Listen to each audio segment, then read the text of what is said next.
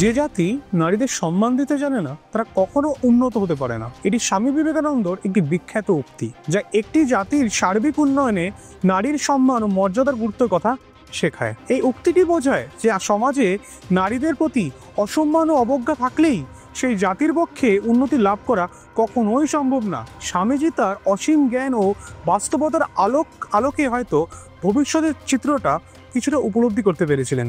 তাই বর্তমান যুগে নারীদের প্রতি অসম্মান ও অবজ্ঞার আভাস আগে থেকেই পেয়ে গিয়েছিলেন। গত কদিন আগে এর কথা বলছি, পশ্চিমবঙ্গের মাননীয় মুখ্যমন্ত্রী মমতা বন্দ্যোপাধ্যায় দুর্গাপুরের গণধর্ষণ কাণ্ড নিয়ে একটি মন্তব্য করেছিলেন, যা নিয়ে রীতিমতো হইচই পড়ে গিয়েছিল গোটা রাজনৈতিক মহলে। ঠিক কি বলেছিলেন মুখ্যমন্ত্রী, আসুন একবার শুনে নিই আগে। And Bengal, if anything happens on women, we don't allow anything to be considered as a casual case. It's a serious case we consider. And that girl, it is shocking. She was studying in a private medical college. So all the private medical college, whose responsibility? How they came out in the night at 12:30. And it happens in the, so far I know, forest area. And 12:30, I do not know what happened. Investigation is on. I'm shocked to see the incident. But private medical colleges also is to take care for their students. And especially the girl child at night time. They should not be allowed to come out in the outside. They have to protect themselves also. There is a forest area. মুখ্যমন্ত্রীর এই বক্তব্য নিয়ে শুরু হয়েছে নানা বিতর্ক। রাজ্যের বিরোধী দল বিজেপি, তাদের তরফে দেখা গেল রাজ্যের জেলায় জেলায় বিক্ষোভ এবং প্রতিবাদ। যদিও মুখ্যমন্ত্রী দাবি করেছিলেন তার বক্তব্যকে রীতিমতো বিকৃতি করেছে এবং সেটা বিকৃতি করে পরিবেশন করা হচ্ছে। বঙ্গের মুখ্যমন্ত্রীর বক্তব্য নিয়ে আলোচনা পর্যালোচনা তো প্রচুর হয়েছে, কদিনের মধ্যে তা নিউজ হেডলাইন থেকে বাইরেও হয়ে গেছে। ঠিক তখনই তরজা আরও উস্কে দিলেন ভোপালের প্রাক্তন বিজেপি সাংসদ প্রজ্ঞা সিং ঠাকুর। তিনি ভোপালের লাভ জিহাদ বাঁচাও নিয়ে একটি ধর্মীয় অনুষ্ঠানের সভা থেকে প্রকাশ্যে মেয়েদের পা ভেঙে দেওয়ার হুমকি দিচ্ছেন।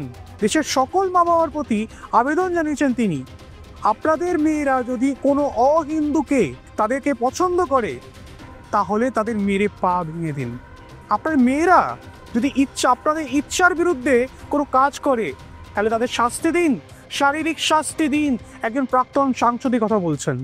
रोए तो रो लेना, लेकिन मन को मजबूत कर लेना, और मन को इतना मजबूत करना कि अगर हमारी लड़की हमारा कहना नहीं मानती है, अगर हमारी लड़की किसी विधर्मी के यहाँ जाने का प्रयास करती तो उसकी टांगे तोड़ने में भी कसर मत छोड़ना, क्योंकि जो संस्कारों से नहीं मानती है, जो बातों से नहीं मानती है, उसको ताड़ना देनी पड़ती है। अपनी संतान है, उसके भले के लिए यदि आपको उसको मारना पड़े, पीटना पड़े, तो आप उसमें भी पीछे मत हटिए, क्योंकि माता पिता जब प्रताड़ना देते हैं तो बच्चों के अच्छे भविष्य के लिए देते हैं, उनको टुकड़ों में कटने मरने के लिए नहीं देते। लेकिन जब वो बड़ी होती है तो मियाइन बनने के लिए चल देती है। तो ऐसी बच्चियों को जो हटी हैं, जो संस्कारों को नहीं मानती, माता पिता की बात नहीं मानती, बड़ों की इज्जत नहीं करती और घर से भागने को तैयार है, उनके लिए सतर्क रहो, जागते रहो, और ऐसी लड़कियों को मारकर, पीटकर, समझाकर, बुझाकर, प्यार से और डांट के जैसे भी हो, पर घर से जाने मत दो। শুনলেন তো, একটি জিনিসই লক্ষ্য করেছেন, যখন ভোপালের প্রাক্তন বিজেপি সাংসদ প্রজ্ঞা সিং ঠাকুর বক্তব্য রাখছিলেন তখন তার পেছন থেকে স্লোগান উঠছে জয় শ্রী রাম। হ্যাঁ, রাম। নারীর সম্মান রক্ষার জন্য যুদ্ধে নেমেছিলেন শ্রীরাম, আর তার সভাতেই মেয়েদেরকে এইভাবে অসম্মান করা হচ্ছে। ভাবুন একবার, ভারতের সংবিধানের 29 অনুচ্ছেদের অধীনে বিবাহ স্বাধীনভাবে করতে পারেন এবং তাদের মৌলিক অধিকার। এই আইন অনুযায়ী প্রাপ্তবয়স্করা পরিবার বা সম্প্রদায়ের অনুমোদন ছাড়াই তাদের নিজেদের সঙ্গীকে বেছে নিতে পারেন এবং এই বিষয়ে বিবাহ আইন 1958-এর মাধ্যমে অন্তর্ধর্মীয় এবং অন্তর্বর্ণ বিবাহের অনুমতিও দেয় ভারতের সংবিধান। যেখানে ভারতের সংবিধান দেশের প্রাপ্তবয়স্ক নাগরিকদের নিজের পছন্দের সঙ্গী বেছে নেবার অধিকার দিচ্ছেন, সেখানে ভরা সভায় সংবিধানের বিধানকেই কার্যত চ্যালেঞ্জ করলেন প্রাক্তন বিজেপি সাংসদ। প্রাক্তন বিজেপি সাংসদের এই মন্তব্য ধার্মিক ঘৃণা ছড়াচ্ছে অভিযোগ করছে বিরোধীরা। কিন্তু কথার ওপরে কথা, তর্কের ওপরে তর্ক, তর্ক বিতর্ক, রাজনৈতিক তর্জা চলতেই থাকবে। কিন্তু প্রশ্ন হলো, স্বাধীনতার ৭৯তম দিবসেও কেন এই নারী বিদ্বেষী মনোভাব? একজন নারী হয়েও কেন অপর নারীদের প্রতি এই প্রতিবন্ধকতা? স্বাধীন হয়েও কি পরাধীনতার চাদরে ঢাকা পড়ে আছে তারা?